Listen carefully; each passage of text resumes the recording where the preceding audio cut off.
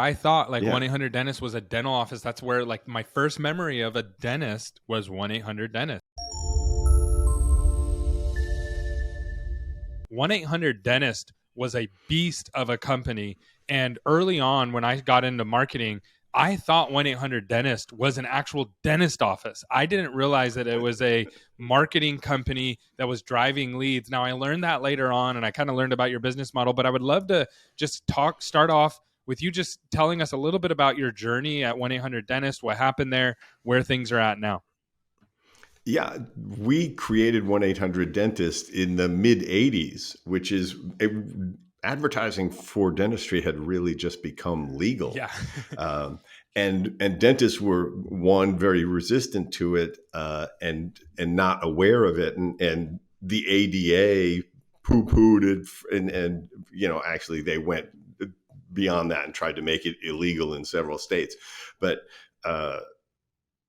we created, based on this phone number, the memorability of the phone number. We had two pillars of our business, that our name was what we did and how you got a hold of us. It was before domain names, which would be the equivalent today. But it was 7 digits. It was perfect. And we did television advertising, which I knew how to do because I came from the advertising world. I knew how to create it and I knew how to buy it.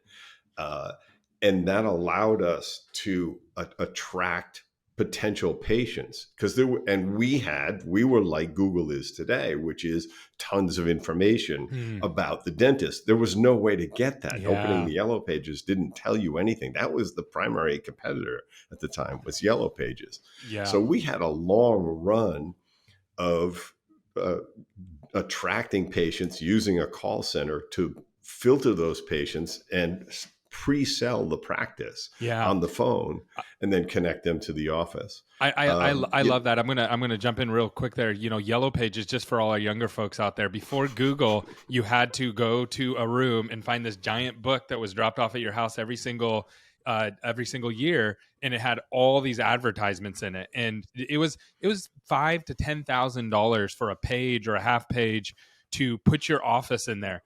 And so that's actually how I broke into the dental industry. Was the phone book started going down as Google started going up. Yellow Pages had the opportunity to become Google, but they kind of missed the boat on that. They didn't see the bigger picture there, and they didn't move fast enough. So Yellow Pages kind of went down. Now, they had the best salespeople. Yellow Pages had the best training, the best salespeople. And as they went down, Google came up, and that created a space for me to move in and say, hey, let's take your phone book budget and let's move it over to Google and let's start generating you new patients that way. And then you said something pretty interesting, because I don't think most people understand this, is that the phone numbers, you used to have to remember everybody's phone numbers. So there was jingles were really big. 1-800-Dentist with the word in it was really big, because now it doesn't matter what your phone number is. I don't have to remember it. Most people don't even know their kids or their family members' phone numbers, because our phones remember those numbers for us. But I still remember my dad's phone number from when I was a kid, right? And so there's been a major shift there, that now that's not as important. And so as you started to pioneer that space, what did you, like, first you ran into legal problems. How much did that slow you down, where the dental industry itself kind of tried to resist you? It really was hard in probably the first decade, really. Because there was this belief that advertising denigrated the profession. And I had dentists come up to me at trade shows and say, you're ruining the profession. And I said, I'm getting people to take care of their teeth.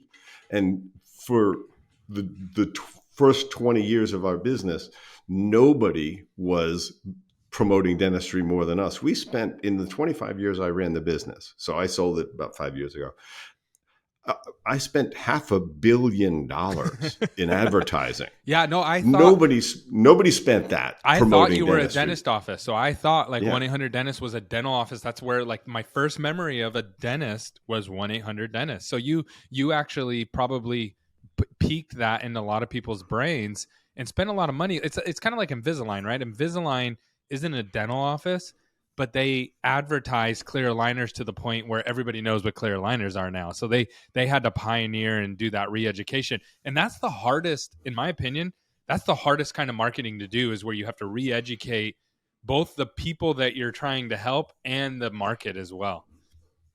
Yeah, we had to tell people that this was the best way to find a dentist because we had the most information and they could ask questions. What we found out is, when you launch your business, you figure out what problem you're really solving. Um, People had as much anxiety about choosing a dentist as they had about going. And we relieved that because we had live operators 24 hours a Yeah. day who were in the US who understood this anxiety. They were preparing the patient to start to take care of themselves. And we really trained them really And specifically to do that. Dentists would come to our call center and they say, can I have a couple of these people for yeah, my because front back then desk? front Because they're desk so people were good. not trained as salespeople, right? Because that's really what it is when you're answering the phone. You're a salesperson, but they weren't trained that way. They were usually like insurance filers and things like that, which is not the same kind of No, mindset that you need to have. they were receptionists. They Mm, they were like order takers almost. yep.